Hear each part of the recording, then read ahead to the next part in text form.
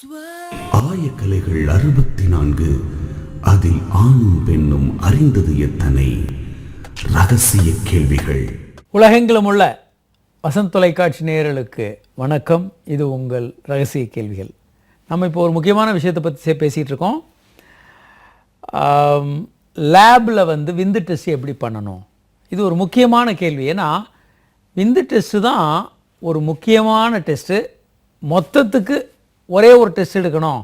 சில புதிர்கள்லாம் படிச்சிருப்பீங்க. ஒரே ஒரு கூட்டல் பண்ணலாம், ஒரு கழித்தல் பண்ணலாம், நீங்கள் இதை சால்வ் பண்ணணும்லாம் பல புதிர்கள் வரும். அதுபோல் குழந்தை இல்லாதவர்களுக்கு ஒரே ஒரு டெஸ்ட் பண்ணணும். என்ன பண்ணுவீங்கன்னு கேட்டால் விந்து டெஸ்ட் தான். ஏன்னா விந்து டெஸ்ட் நல்லா இருந்தால் ஆண்களுக்கு மெஜாரிட்டி ப்ராப்ளம் கிளியர் ஆகிடும். நார்மல் அப்படின்னு சொல்லிடலாம், அல்லது பிரச்சனைன்னு சொல்லிடலாம். அவ்வளோ முக்கியமான டெஸ்ட்டு விந்து டெஸ்ட்டு. இப்போ விந்து டெஸ்ட் எப்படி எடுக்கணும்னு நமக்கு தெரியணும். தவறாக எடுத்தோன்னா தவறான ரிசல்ட் வரும். விந்து டெஸ்ட்டை பொறுத்த வரைக்கும் அதுக்கு ரூல்ஸ் இருக்குது. நீங்கள் குறைந்தபட்சம் செக்ஸ் பண்ணி 48 மணி நேரம் ஆயிருக்கணும், 2 நாள் ஆயிருக்கணும். அதிகபட்சம் 7 நாட்கள் ஆயிருக்கணும். 7 நாட்களுக்கு மேலே, ஒரு மாதம் செக்ஸே பண்ணலை, விந்தே வெளியேற்றாமல் டெஸ்ட்டு கொடுக்கக்கூடாது. காலையில் செக்ஸ் பண்ணிவிட்டு இப்போ கொடுக்கக்கூடாது. விந்து கலெக்ட் பண்ணக்கூடிய பாத்திரம் வாயகன்ற பாத்திரமாக இருக்கணும். கிருமி நீக்கப்பட்ட ஸ்டெரைல் கண்டெய்னர், வாயகன்ற ஸ்டெரைல் கண்டெய்னராக இருக்கணும். நம்ம நிறைய பேர் என்ன பண்ணுவாங்க, வீட்டில் இருக்க சின்ன சின்ன விக்ஸ் பாட்டிலு, இந்த மாதிரி பாட்டில் எடுப்பாங்க. எதையும் எடுக்கக்கூடாது. உள்ளே எந்த கெமிக்கலும் இருக்கக்கூடாது. நீங்கள் கையை கழுவக்கூடாது. உள்ளே தண்ணி இனி படக்கூடாது. சோப்பு போட்டுட்டு விந்து எடுக்கக்கூடாது. தண்ணி உள்ளே எதுவும் படக்கூடாது. வாயகன்ற பாத்திரத்தில் விந்தை மட்டும் கடல் பண்ணணும். அதுக்கு முன்னால் நீங்கள் என்ன பண்ணலாம், ஆணூர்படைய தோலெல்லாம் பின்னால் தள்ளிட்டு அங்கே ப்ளைன் வாட்டரில் வாஷ் பண்ணணும். சோப் போடக்கூடாது. சோப் போட்டிங்கன்னா, சோப் பட்டுதுன்னா விந்தில் இருக்கக்கூடிய உயிரணுக்கள் அழிஞ்சு போயிடும். முழுமையாக விந்தை கலெக்ட் பண்ணணும். முன்னால் வர்ற 2 சொட்டை விட்டுட்டிங்கன்னா விந்தே இருக்காது, அணுக்களே இருக்காது. அல்லது பின்னால் வர்ற அளவை கொஞ்சத்தை விட்டுட்டிங்க, கொஞ்சம் தான் எடுக்கிறீங்கன்னா அளவு குறைவாக தெரியும். அதனால் முழுமையாக கலெக்ட் பண்ணணும். அடுத்து கலெக்ட் பண்ணி 1 மணி நேரத்துக்குள்ளே லேபில் கொண்டு போய் கொடுத்தணும். பல நேரங்களில் குழப்பம் இருக்குது. பல லேபில் 10 நிமிஷம் கொடுக்கணும், 20 நிமிஷம் கொடுக்கணும்னு அவங்க வாட்டுக்கு சொல்லிகிட்டு இருப்பாங்க. உலக சுகாதார நிறுவனம் என்ன சொல்கிறாங்கன்னா, 1 மணி நேரத்துக்குள்ளே லேபில் கொண்டு போய் கொடுத்தணும், அவங்க டெஸ்ட்டை ஆரம்பிச்சிடணுன்றாங்க. 1 மணி நேரம் நீங்கள் எடுத்துக்கலாம். அதனால் வீட்டிலேருந்தே கலெக்ட் பண்ணலாம், ஒன்றும் தப்பு இல்லை. ஏசி ரூமில் கலெக்ட் பண்ணாதீங்க. ரொம்ப சில்லாக இருந்து ஏசியில் கலெக்ட் பண்ண வேண்டாம். ஒரு ரூம் டெம்பரேச்சரில், நம்ம ரூம் டெம்பரேச்சர், நம்ம பாடி டெம்பரேச்சர் 37 டிகிரி சென்டிகிரேடில் கலெக்ட் பண்ணால் போதும். இப்போ வீட்டில் கலெக்ட் பண்ணுறோம். இப்போது அதை சட்டை பாக்கெட்டை எல்லாம் வச்சுக்கிட்டு, வெயில் படக்கூடாது, ஏசி கார்லேயும் போகக்கூடாது. சில்லானா ஊர்ந்து போகிற தன்மை பாதிக்கும். வெயில் அடித்தாலும் நல்லதில்லை. ஏன்னா நம்ம பாடி டெம்பரேச்சர் 37 டிகிரியில் தான் விந்து இருக்கணும். கொண்டு போய் கொடுத்துடணும். இப்போது வெளிநாடுகள்லாம் மாஸ்டர்பேட்டோரியம்னு தனியாக ரூம் வச்சுருப்பாங்க. இப்போது இந்தியாவிலேயும் நிறைய ஹாஸ்பிட்டல்ஸ், பெரிய ஹாஸ்பிட்டலெல்லாம் விந்து கலெக்ட் பண்ணுறதுக்கே தனியான ரூம்கள்லாம் இருக்குது. பல நாடுகளில் அங்கே செக்ஸ் புத்தகங்கள் இருக்கும். அதே மாதிரி வீடியோ கிளிப்பிங்ஸ் இருக்கும். அதை வீடியோ பார்த்துக்கிட்டு அவங்க கலெக்ட், அது ஆண்களுக்கு கொஞ்சம் ஈஸி.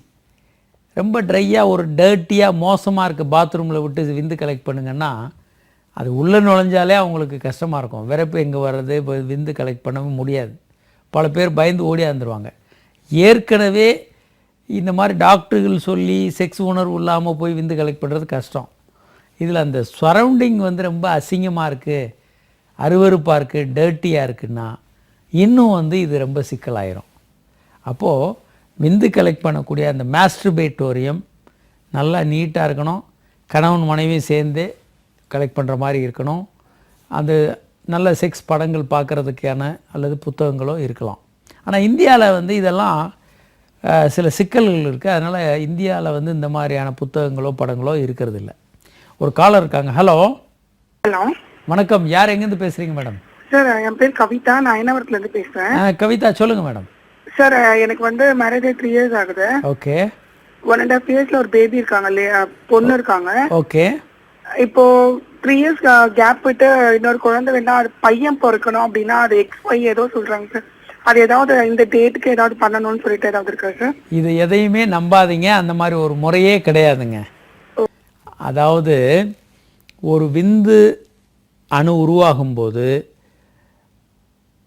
4 ஒரு செல் 4 பிரியுது. 2 ஒய் குரோமோசோம் உள்ள விந்தணுக்களாகவும் 2 எக்ஸ் குரோமோசோம் உள்ள விந்தணுக்களாகவும் பிரியுது. ஸோ நீங்கள் ஈக்குவல் அமௌண்ட் வந்து விந்தணுக்கள் இருக்குது. ஸோ ஒரு சமுதாயத்தை எடுத்து பார்த்தீங்கன்னா 50% ஆண்களாகவும் 50% பெண்களாகவும் பிறக்க தான் வாய்ப்பு இருக்குது.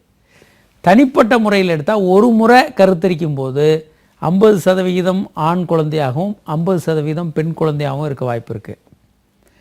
ஆனால் முன்ன என்ன குழந்தை பிறந்துன்ற கணக்கு இப்போ சேராது. ஒவ்வொரு முறையும் 50-50%. முன்ன 4 பெண் குழந்தை இருந்தாலும் இப்போயும் 50% ஆண் குழந்தை 50% பெண் குழந்தை. அதனால் எனக்கு ஆண் குழந்தையே வேணும்னு ஏகப்பட்ட பெண் குழந்தை பெற்றவங்க இருக்காங்க. நிறைய பேர் நம்புகிறாங்க ஏதாவது சிகிச்சை பண்ணி ஆண் குழந்தையாக பெற்றுக்கலான்னு. சாத்தியம் இல்லை. இந்த விந்தணுக்களை இவர்கள் பிரிக்க முடியாது. ஆண் அணுக்களாகவோ பெண் அணுக்களாகவோ பிரிக்கக்கூடிய கருவிகள் இந்தியாவில் அலௌடு கிடையாது. இது ரொம்ப ரொம்ப முக்கியமான ஒரு விஷயம்.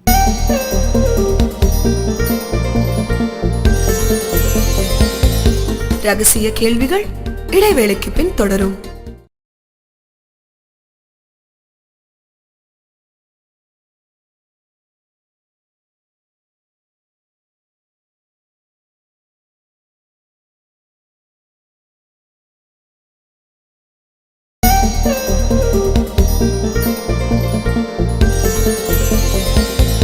ரகசிய கேள்விகள் தொடர்கிறது. ஒரு காலர் இருக்காங்க. ஹலோ. ஹலோ டாக்டர், நான் சுதா குரோம்பேட்ல இருந்து பேசுறேன். சொல்லுங்க சுதா.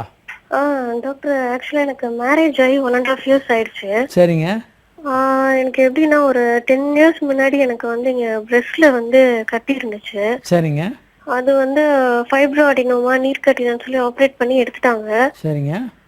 மறுபடியும் இப்ப கொஞ்சம் மாசம் முன்னாடி லைட்டா வருது. ஆனா டாக்டர் இதுக்கும் கன்சீவ் அதுக்கும் ஒன்றும் ப்ராப்ளம் இல்லை அப்படிங்கிறாங்க. ஆனா 1.5 வருஷம் ஆச்சு. ஆனா இன்னும் என்னன்னு தெரியல. ஒருவேளை இதனால ப்ராப்ளமா இருக்குமா? மார்பகத்தில் இருக்க கட்டிகளுக்கும் உங்களுக்கு குழந்தை பிறக்கிறதுக்கு எந்த சம்மந்தம் இல்லைங்க.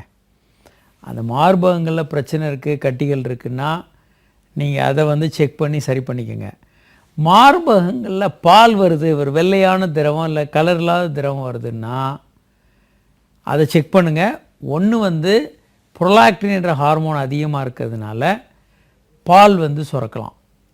புரோலாக்டின் அதிகமாக இருந்தால் அது குழந்தை இல்லாததுக்கு காரணமாக இருக்கலாம். மார்பகங்களில் பால் வடியுதுன்னா அது ஒரு முக்கியமான விஷயம். அதை புரோலாக்டினை நார்மல் ஆக்கிட்டாங்கன்னா கருமுட்டைகள் வளர்ந்து வெடிக்கிறதுக்கு ஈஸியாக இருக்கும். ஸோ இந்த விஷயங்களை நீங்கள் கொஞ்சம் சரியாக பார்க்கணும். மார்பகத்தில் இருக்க கட்டி பாதிக்காது பெரிய அளவுக்கு. ஆனால் மார்பகங்களில் பால் சுரக்குதுன்னா அது முக்கியமான ஒரு விஷயம், அதை கவனிக்கணும். சரி, இப்போது விந்து திரவத்தை பற்றி நம்ம பேசிகிட்டு இருக்கோம். விந்து கலெக்ட் பண்ணியாச்சு. உடனே ஏசி காரில் கொண்டு போகக்கூடாது, லேபில் கொடுத்துணும். லேபில் வந்து அதை வந்து பரிசோதனை பண்ணுவாங்க. முதல்ல வந்து என்ன கலர் இருக்குதுன்னு பார்ப்பாங்க. கொஞ்சம் திக்காக ஒயிட்டாக இருக்கலாம், இந்த வைக்கோல் கலரில் இருக்கலாம்.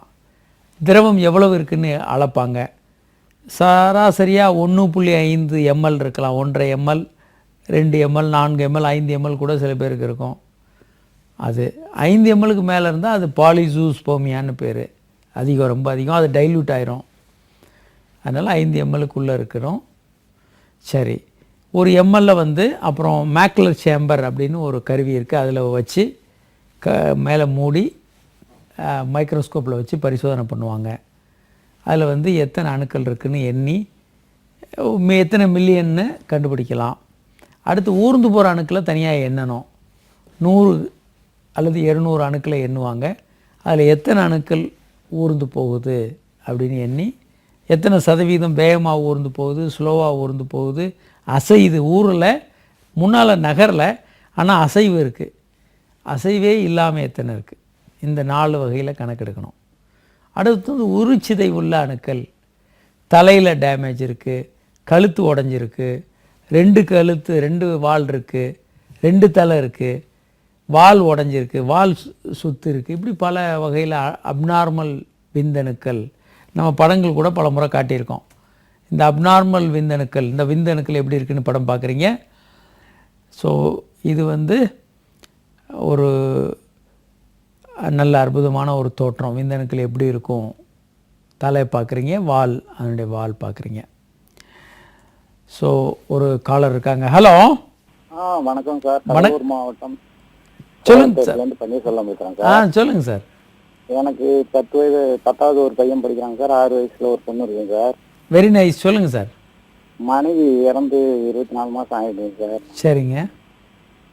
அதான் சார், திருமணம் செய்யலாமா என்ன அப்படிங்கிறத சார். அது நீங்கள் உங்களுடைய பல்வேறு விஷயங்களை வச்சு முடிவெடுக்கணுங்க. உறவு பொறுத்த வரைக்கும், தாம்பத்திய உறவில் பிரச்சனை அப்படின்னா நீங்கள் வந்து சரி செய்து கொள்ளலாம். அது இன்றைக்கி இருக்கிற நவீன மருத்துவ முறைகளில் வாழ்நாள் முழுவதும் நாங்கள் சரி பண்ணி கொடுத்துருவோம். ஒரு பிரச்சனை இல்லை. 70-80 வயசானவங்க வந்தால் கூட சரி பண்ணி கொடுத்துருவோம். நீங்கள் இந்த சூழ்நிலையில் மறுமணம் பண்ணலாமா இல்லையான்றதை நீங்கள் தான் முடிவு பண்ணணும். பொதுவாக பண்ணலாம். வெளிநாடுகள்லாம் இப்போது அவங்க வாழும் வரை நம்ம சந்தோஷமாக வாழணும் அப்படின்னு திருமணம் பண்ணுறாங்க. பண்ணிக்கலாம், ஒன்றும் தப்பில்லை. நீங்கள் அதுக்காக ஒரு இளம் பெண்ணை பார்த்து கல்யாணம் பண்ணாமல் உங்கள் வயதை ஒத்த ஒரு பெண் பார்த்து அவங்க ஒரு கணவனை இழந்த பெண்ணோ டைவர்ஸான பெண்ணோ கல்யாணம் பண்ணுறது தான் சரியாக இருக்கும். ஏன்னா பல்லேரங்களை நீங்கள் ஒரு ரொம்ப இளம் பெண்ணை பார்த்து கல்யாணம் பண்ணிங்கன்னா அவங்க மனதில் வந்து அதே மாதிரி கல்யாணம் ஆகாத ஒரு இளம் வாலிபனை கல்யாணம் பண்ணணுன்னு என்ன இருக்கும், அந்த மனக்குமுறல் சிக்கல்கள் வரலாம். அதே மாதிரி டைவர்ஸி அல்லது ஒரு கணவனை இழந்த விடோ மாதிரி பெண் போது அவங்களுக்கு 2 பேருக்கும் ஒரு இணை நல்லா இருக்கும். உறவை பற்றி நீங்கள் கவலைப்பட வேண்டாம். செக்ஸ் உறவை பொறுத்த வரைக்கும் முற்றிலுமாக சரி செய்து கொடுத்து விடலாம். ஒரு காலர் இருக்காங்க. ஹலோ. ஹலோ சார், வணக்கம் சார். மதுரையிலிருந்து ராமமூர்த்தி பேசுறேங்க சார். ராமமூர்த்தி சொல்லுங்கள் சார். எனக்கு வயசு 35 வயசு ஆகுதுங்க சார். சரிங்க. எனக்கு 3 குழந்தை இருக்கு. அதாவது சுய இன்பம் மூடால வந்து, அதாவது என் ஒய்ஃப் வந்து அடிக்கடி செய்யறப்போ வலிக்குதுன்னு சொல்லிவிட்டீங்க. அது ஒவ்வொரு நேரம் வராத அந்த இதுல வந்து ஆசையில போய் அந்த சுய இன்பம் பண்ணி வந்து பண்றதுங்க சார். சரி.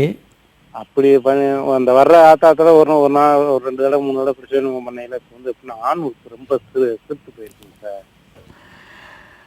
சுய இன்பத்திற்கு ஏங்க செக்ஸ் பண்ணுறதுக்கும் சுய இன்பத்துக்கு என்ன வித்தியாசம்? செக்ஸ் பண்ணால் சிறுக்கிறது இல்லை, சுய இன்பம் பண்ணால் சிறுக்குதுன்னு எப்படி சொல்லுவீங்க? செக்ஸு வந்து நீங்கள் மனைவியோட செக்ஸ் பண்ணுறீங்க. நீங்கள் சுய இன்பம் என்பது கைகளை வந்து மனைவி பெண்ணுறுப்பு மாதிரி மாற்றிக்கிட்டு அதில் நீங்கள் செக்ஸ் பண்ணுறீங்க. 2க்கும் எந்த விதமான வித்தியாசமும் இல்லை.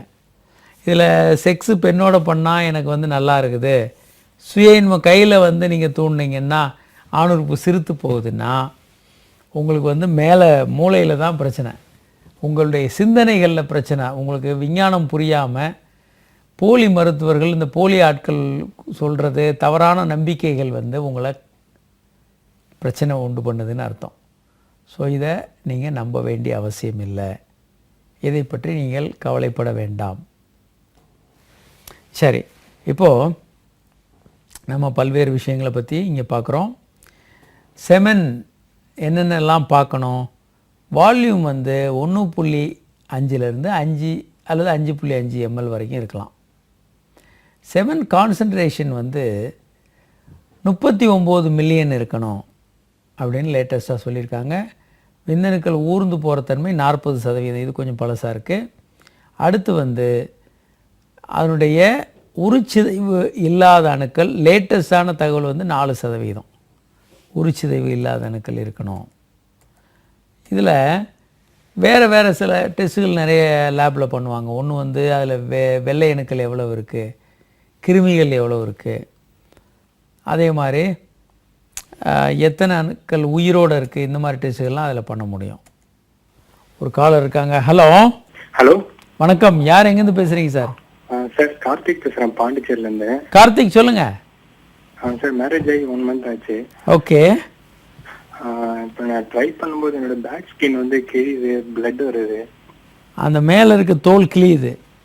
ஆமாம் சார். எனக்கு கல்யாணம் ஆகி எவ்வளோ நாள் ஆச்சுங்க? 1 month. இந்த மாதிரி வரலாங்க. அதாவது பெண்ணுறுப்பு ரொம்ப டைட்டாக இருக்கும், நீங்கள் ரொம்ப ஃபோர்ஸபுளாக பண்ணுறீங்க, தோல் பின்னால் ஈஸியாக போகாது. இந்த சூழ்நிலையில் அந்த தோல் வந்து டேர் ஆகலாம். நீங்கள் என்ன பண்ணுங்கள், ஒரு நல்லா ஆறுறதுக்கு டைம் கொடுங்க. டேர் ஆனது நல்லா ஆறுறதுக்கு 10-15 நாள் டைம் கொடுங்க. அதுக்கப்புறம் மறுபடியும் செக்ஸ் பண்ணுங்கள். மறுபடியும் டேர் ஆகிக்கிட்டே இருந்தால் நீங்கள் வந்து அந்த முன்தோலை நீக்கிறது தான் பெஸ்ட்டு. முன்தோலை நீக்கிட்டு தாம்பத்திய உறவில் ஈடுபடலாம். இல்லைன்னா நீங்கள் 2 பேரும் சேர்ந்து மருத்துவர் அணுகுங்க.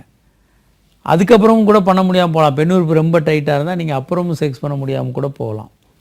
ஆனால் இப்போ நீங்கள் மறுபடியும் ட்ரை பண்ணுங்கள். புண்ணு ஆறின பிறகு நல்லாயிடுச்சுன்னா ஒரு பிரச்சனையும் இல்லை. அப்படி இல்லைன்னா முன்தோலை நீக்கிட்டு திரும்ப டேர் ஆச்சுன்னா முன்தோலை நீக்கிட்டு செக்ஸ் பண்ணுங்கள். இது எல்லாமே ஃபெயிலியர் ஆச்சுன்னா மருத்துவரை பாருங்கள்.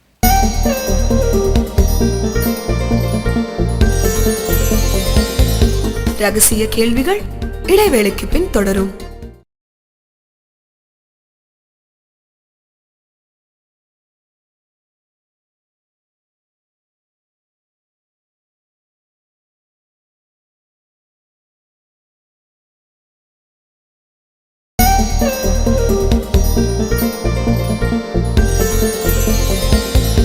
ரகசிய கேள்விகள் தொடர்கிறது. இப்போ ஒரு விந்து அணுக்களை பொறுத்த வரைக்கும் குறைவாக இருந்தால் என்னென்னலாம் பண்ணணும்? ஒருத்தருக்கு விந்தணு ரொம்ப குறைவாக இருக்குது. ஒன்று வந்து அவருக்கு பல டெஸ்ட்டுகள் பண்ணுவாங்க. ஸ்கேன் பண்ணுறது தான் இப்போ ரொம்ப காமன். ஏன்னா முன்ன மாதிரி கஷ்டமான டெஸ்ட்டுகளை விட இப்போ ஸ்கேனில் நிறைய தகவல்கள் வரும். அவருக்கு வந்து வேரிகோசில் இருக்குது. இப்போ விந்தணுக்களே இல்லைன்னா என்ன பண்ணுவாங்க? ஆசானாவை வழியாக ஸ்கேன் பண்ணுவாங்க. இந்த செமைனல் வெசைக்கிள் நல்லா இருக்குதா, அதில் எதுவும் அடைப்பு இருக்கா? செமைனல் வெசைக்கிள் வீங்கி போய் பெருசாக இருந்தால் அதனுடைய வாயில் அடைப்பு இருக்குதுன்னு அர்த்தம். ஏன்னா செமைனல் வெசைக்கிள்லேருந்து திரவம் போக முடியலன்னா செமைனல் வெசைக்கிள் வீங்கி போயிருக்கும். ஸோ அது இருக்கான்னு பார்ப்பாங்க, அடைப்பு இருக்கான்னு பார்ப்பாங்க. சரி, வேறு என்ன பண்ணலாம்? அந்த விந்து வரக்கூடிய குழாய்களில் ஏதாவது அடைப்பு இருக்கான்னு பார்க்குறதுக்கு வேசோகிராஃபின்னு இருக்குது, அது பண்ணலாம். அதில் ஒரு கான்ட்ராஸ்ட்ன்ற திரவத்தை இன்ஜெக்ட் பண்ணி எக்ஸ்ரே படம் எடுக்கணும். அந்த விந்து போகக்கூடிய குழாய்களை நம்ம பார்க்க முடியும். அதில் ஏதாவது அடைப்பு இருந்தால் இதில் தெரியும். இப்போல்லாம் ரொம்ப இந்த டெஸ்ட்டுகள் எல்லாம் பண்ணுறதில்ல. முன்னால் இது ரொம்ப பண்ணிக்கிட்டு இருந்தாங்க. அடுத்து வந்து விந்துப்பையில் சின்ன அறுவை சிகிச்சை செய்து விந்தணுக்கள் உள்ள உற்பத்தி ஆகிக்கிட்டு இருக்கா, என்ன பிரச்சனைன்னு கண்டறிய முடியும். அடுத்து வந்து இந்த ஃப்ளோ சார்ட் இருக்குது. ஒருத்தருக்கு வந்து விந்தணுக்களே இல்லைன்னா என்ன பண்ணணும்? விந்தணுக்களே இல்லை அப்படின்னா அவருக்கு வந்து பல்வேறு டெஸ்ட்டுகள் பண்ணலாம், பயாப்சி பண்ணி பார்க்கலாம். இப்படி பல்வேறு டெஸ்ட்டுகள் எப்படி பண்ணுறது? சரி, இப்போ ஆண்களுக்கு விந்தணுக்கள் இல்லாமல் இருக்கிறது இல்லை குறைவாக இருக்குன்னா 3ஆக பிரிக்கலான்னு சொல்கிறாங்க. ஒன்று வந்து விந்து பைக்கு முன்னாலேயே பிரச்சனை, விந்துப்பை வரக்கூடிய ஹார்மோன்கள் குறைவாக இருக்கிறது, புரோலாக்டின் ஹார்மோன் ரொம்ப அதிகமாக இருக்கிறது. இந்த மாதிரி விந்துப்பைக்கு முன்னாலேயே பிரச்சனை. விந்துப்பையில் பிரச்சனை, விந்துப்பையே வளர்ச்சி அடையாமல் இருக்கிறது, விந்துப்பை கீழே இறங்காமல் விரைப்பைகளுக்கே வராமல் வயிற்றில் இருக்கிறது, விந்துப்பைகள் புட்டாளமாக பொண்ணுக்கு வீங்கி பல்வேறு நோய்கள்னால் பாதிக்கப்பட்டு அதில் விந்தணுக்களை உற்பத்தி செய்யக்கூடிய செல்கள் அழித்தொழிக்கப்பட்டிருக்கிறது. இப்படி பல்வேறு காரணங்களை விந்துப்பையில் இருக்கலாம். அடிபட்டு வீங்கி இருக்கிறது. அதே போல் விந்துப்பையிலேருந்து வெளியே வரக்கூடிய குழாய்களில் பிரச்சனை இருக்கலாம். விந்துப்பைகள்லேருந்து வெளியே வரக்கூடிய குழாய்களில் பிரச்சனை இருக்கலாம். ஸோ இப்போ விந்துப்பைகளுக்கு முன்னால் என்னென்ன பிரச்சனை? ஹார்மோன்கள், நம்ம ஏற்கனவே சொன்னோம் ஹார்மோன்கள் பிரச்சனை. ஹார்மோன்கள் குறைவாக இருக்குது அப்படின்னு வச்சுக்கோங்க. சிலது கால்மன் சிண்ட்ரோம், இன்னும் பல காரணங்கள் இருக்குது. பல ஹார்மோன்களில் பிரச்சனை இருக்குது. பல்வேறு நோய்களாக அதை சொல்கிறாங்க. அந்த நோய்கள்னால ஹார்மோன் குறைபாடுனால விந்தணுக்கள் உற்பத்தி, FSH குறைவாக இருக்குது. இந்த மாதிரி பல காரணங்களால் விந்தணுக்கள் உற்பத்தி இல்லாமல் இருக்கலாம். அடுத்து விந்துப்பையில் என்னென்ன பிரச்சனை வரும்? பிறவிலேயே குறைபாடு, குரோமோசோம் குறைபாடு, பல நோய்கள் இதில் சொல்லியிருக்கோம். விரை இறங்காமல் இருக்கிறது, விரையில் அடிபடுறது, வீங்கிடுறது, விரையை ஆப்ரேஷன் பண்ணி எடுத்துறது, கேன்சர் வர்றது, வேரிகோசில் இருக்கிறது, என்ன காரணம்னே தெரியாமல் இருக்கிறது, இப்படி பல காரணங்கள் இருக்குது. இப்போது விந்துப்பைகள் என்னென்ன மருந்துகள் வந்து விந்து உற்பத்தியை பாதிக்கும்? படத்தில் நீங்கள் பார்க்குறீங்க கீட்டோகோனசோல். இந்த பல பேர் என்ன பண்ணுவாங்கன்னா சில மாத்திரைகள் சாப்பிடுவாங்க பூஞ்சை காளானுக்கு. அது அதே மாதிரி மது அருந்துதல், அதே மாதிரி வயிற்று புண்ணுக்கு சாப்பிடக்கூடிய சில மாத்திரைகள், இந்த தலைமுடி கொட்டுது, தலைமுடி வளர்கிறதுக்கு சாப்பிடக்கூடிய மருந்துகள், போதை மருந்துகள், ஹெராயின், மார்ஜுவானா போன்ற மருந்துகள், அதே மாதிரி பூச்சி மருந்துகள், ஈஸ்ட்ரஜன் போன்ற மருந்துகள், அதே மாதிரி கேன்சருக்கு பண்ணக்கூடிய கீமோதெரப்பி, இப்படி பல மருந்துகள் வந்து, அதே மாதிரி கை கால் முடக்குவாதம்னு இந்த ருமட்டாய்டு ஆர்த்தரைட்டிஸ் சாப்பிட கோல்சிசின் போன்ற மருந்துகள், ஆன்டிபயாட்டிக்கு, பல்வேறு மருந்துகளும் விந்தணுக்களை குறைக்கலாம். அதை தவிர விந்து பைக்கு மேலே இரத்த குழாய்கள் சுருண்டிருக்கிறது வேரிகோசீல்னு. நீங்கள் வேரிகோசீல் நிறைய கேள்விப்பட்டிருக்கீங்க. இந்த படம் பாருங்கள். வேரிகோசீல் விந்து பைக்கு மேலே இருக்கக்கூடிய இரத்த குழாய்கள் முடிச்சா இருக்கிறது தான் நம்ம வேரிகோசீல்னு சொல்கிறோம். சாதாரணமாக ஒரு 15% மக்கள்கிட்ட வேரிகோசீல் இருக்கலாம். குழந்தையின்மை இன்னும் எடுத்தோன்னா 40% பேர்கிட்ட இந்த வேரிகோசீல் பிரச்சனை இருக்கலாம். ஒரு காலர் இருக்காங்க. ஹலோ. ஹலோ, சொல்லுங்க சார். வணக்கம். யார் எங்கேருந்து பேசுகிறீங்க சார்? குடியத்து புழுக்கிலேருந்து பேசுகிறோம். சொல்லுங்கள் சார். கல்யாணம் கைப்பழக்கம் அதிகமாக இருந்துட்டு இருக்குதுங்க சார். சரிங்க. என்னால் மாற்றவே முடியல. அதான் என்ன வழின்னு என்ன செய்யணும், பின்னாடி குழந்தைங்க இருக்குமா இல்லைங்கிறதுக்காக. இந்த கைப்பழக்கம் பண்ணுறதுனால குழந்தை இருக்காதுன்னு உங்களுக்கு யார் சொன்னது? இப்போதான் உங்கள் சேனலை பார்த்துட்டு தாங்க சார் உங்களுக்கு ஃபோன் பண்ணேன். விந்து ஆனால் பெருசாக தான் சார் இருக்குது. சரி. கை போட்டு அதை இருக்கிற சுகம் எனக்கு எந்த இதுலையும் கிடைக்கலங்க சார். அதனால அந்த கைப்பழக்கத்தை என்னால் மாற்றவே முடியலைங்க சார். இந்த மாதிரி இப்போ சுய இன்பம் பண்ணுறதுனால உங்களுக்கு குழந்தை இருக்காது, ஆணுறுப்பு சுருங்கிரும் இப்படியெல்லாம் சொன்னாங்கன்னா அவங்க போலி ஆட்கள், போலி மருத்துவர்களும் ஸ்ட்ரெயிட்டாக எடுத்துக்கலாம் நீங்கள். இதில் எந்த விதமான சந்தேகமே இல்லை. உலக சுகாதார நிறுவனம் சொல்கிறாங்க இது நார்மல்னு, உலக வேர்ல்டு அசோசியேஷன் ஆஃப் செக்ஸாலஜி சொல்கிறாங்க, இந்தியன் அசோசியேஷன் ஆஃப் செக்ஸாலஜி சொல்கிறாங்க, எல்லா விஞ்ஞானிகளும் இது நார்மல்னு சொல்கிறாங்க. அப்படி இருந்து இது வந்து உங்களுக்கு பிரச்சனை கொடுத்துரும், குழந்தை இருக்காது, ஆணுறுப்பு சுருங்கிரும், அது ஆண்மை குறை வரும் அப்படின்லாம் சொன்னாங்கன்னா அவங்கெல்லாம் இது விஞ்ஞானம்னா எந்தெந்த கிலோ என்ன விலைன்னு கேட்குற ஆளுங்க. நீங்கள் அவங்கள பற்றியெல்லாம் கவலைப்படாதீங்க. முதல்ல நீங்கள் ஒரு விஷயத்தை கேள்விப்படுறதுக்கு முன்னால் அதற்கு தகுதியானவர்களாக அவங்க அதுக்கான படிச்சிருக்கிறாங்களா அதெல்லாம் பார்க்கணும். நீங்கள் இல்லாமல் எல்லா விஷயங்களையும் நம்புறதுன்னு எடுத்துக்கிட்டிங்கன்னா சிக்கலான விஷயந்தான். நம்ம இப்போ நிகழ்ச்சியில் சொல்லிக்கிட்டே இருக்கோம், இந்த விஷயங்களை ஆதாரங்களோடு சொல்கிறோம்.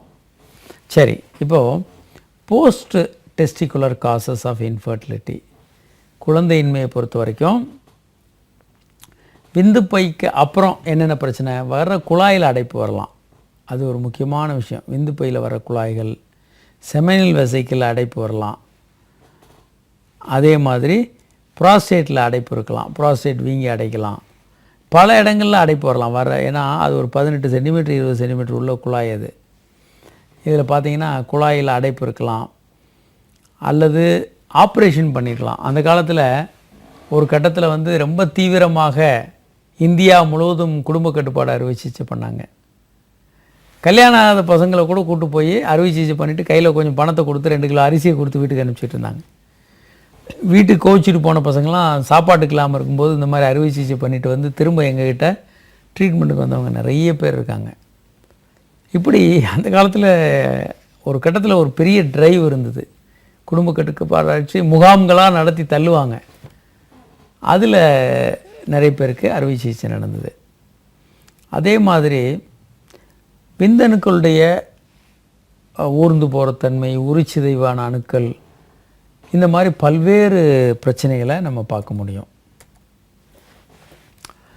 சரி, இப்போது விந்தணுக்களே இல்லை அப்படின்னா சாதாரணமாக பண்ணக்கூடிய ஒரு விஷயம் பயாப்சி. இந்த மாதிரி விந்து பையில் ஒரு சின்ன கீரல் இட்டு அதுலேருந்து ஒரு சின்ன சதை பகுதியை எடுத்து டெஸ்ட்டுக்கு அனுப்புறது தான் பயாப்சின்னு நம்ம சொல்கிறோம். அடுத்து வேசோகிராஃபின்னு இந்த படத்தில் பார்க்குறீங்க. இது வந்து விந்து குழாய். இதில் ஒரு கான்ட்ராஸ்ட்டை இன்ஜெக்ட் பண்ணி விந்து போகிற பாதை நல்லா இருக்குதா அல்லது அதில் எதுவும் அடைப்பு இருக்கான்னு கண்டுபிடிக்கலாம். இந்த படத்தை பார்த்தீங்கன்னா இந்த படத்தில் ரொம்ப அற்புதமாக காட்டியிருக்காங்க. விந்து வரக்கூடிய குழாய் எப்படி வருது, 2 பக்கமும் அந்த விந்து குழாய் வந்து நல்லா இருக்குது அப்படின்றத பார்க்குறோம். இந்த இன்ஜெக்ட் பண்ணுறாங்க, இந்த விந்து குழாயில் கான்ட்ராஸ்ட்டை இன்ஜெக்ட் பண்ணி படம் பிடிக்கிறாங்க. ரொம்ப அற்புதமாக இந்த படத்தில் நீங்கள் பார்க்க முடியும். ஒரு காலர் இருக்காங்க. ஹலோ சார் வணக்கம் சார். வணக்கம். யார் எங்கேருந்து பேசுகிறீங்க சார்? வணக்கம் சார், நான் வெங்கடேஷ் பேசுகிறேன் சார், சென்னையிலேருந்து. வெங்கடேஷ் சொல்லுங்கள். உங்கள் ப்ரோக்ராம்லாம் ரொம்ப அருமையாக இருக்குது சார். நன்றி வெங்கடேஷ், சொல்லுங்கள் சார். இப்போ எனக்கு கல்யாணம் ஆகி 2 குழந்தைங்க இருக்குது சார். சரிங்க. அவங்க சொல்கிற அளவுக்கு ஓரளவுக்கு தாம்பத்திய வாழ்க்கையில் ஈடுபடுறேன். ரைட்டு. ஆனால் அவங்களுக்கு என்னோட விந்து வந்த பிறகு தான் அவங்க உச்சக்கட்டம் அடைகிறாங்க சார். அதுக்கப்புறம் தான் கையை வச்சு கூட பண்ண சொல்கிறாங்க. ரொம்ப இது சிரமம். எல்லா ஆண்களும் அப்படிதாங்க இருப்பாங்க. எல்லா ஆண்களுமே ஒரு பெண்ணுக்கு முழுமையாக உச்சக்கட்ட அடையணும்னா ஒன்று கிளைட்டோர்ஸை வந்து நீங்கள் விரல்களாலேயோ நாக்காலேயோ தூண்டணும். குறைந்தபட்சம் 14-15 நிமிடங்கள் தொடர்ந்து நீங்கள் செக்ஸ் பண்ணணும். அது சாத்தியமே இல்லை. பெரும்பாலான ஆண்களுக்கு அது சாத்தியமே இல்லை. அவங்க 2-3 நிமிஷத்தில் வெந்து வந்துடும். அதனால் நாம் நிறைய விஷயங்களும் இந்த நிகழ்ச்சியில் சொல்லித்தரோம். நீங்கள் அவங்க கிளைட்டோர்ஸை வந்து விரல்களால் நாக்கால் தூண்டுங்க, அதே மாதிரி ஜி ஸ்பாட்டை தூண்டுங்க, மார்பகங்களை தூண்டுங்க, இப்படி நிறைய சொல்கிறோம். இதை நீங்கள் தொடர்ந்து ஃபாலோ பண்ணிங்கன்னா நீங்கள் வந்து உச்சகட்டம் அவங்கள உச்சகட்டத்துக்கு கொண்டு போக முடியும். ஒரு பிரச்சனையும் இல்லை. சரி, இப்போது இன்னும் நிறைய விஷயங்கள் நம்ம தொடர்ந்து பேச இருக்கிறோம். அடுத்து பெண்களுக்கான குழந்தையின்மை சிகிச்சை மற்றும் பல்வேறு செக்ஸ் பிரச்சனைகளை பற்றி தொடர்ந்து பேச இருக்கிறோம். இந்த நிகழ்ச்சியில் இன்று பங்கு கொள்ள இல்லாத வாசகர்கள் உங்கள் கேள்வியில் எங்களுக்கு SMS மூலமாக அனுப்பலாம். 9841266666 என்ற எண்ணுக்கோ 94449444 என்ற எண்ணுக்கோ உங்கள் கேள்வியில் எங்களுக்கு SMS மூலமாக அனுப்பலாம். அல்லது hi@drkamaraj.net என்ற மின்னஞ்சல் முகவரிக்கு உங்கள் கேள்விகள் எங்களுக்கு மின்னஞ்சலில் அனுப்பலாம். மீண்டும் நாளை சந்திப்போம். வணக்கம்.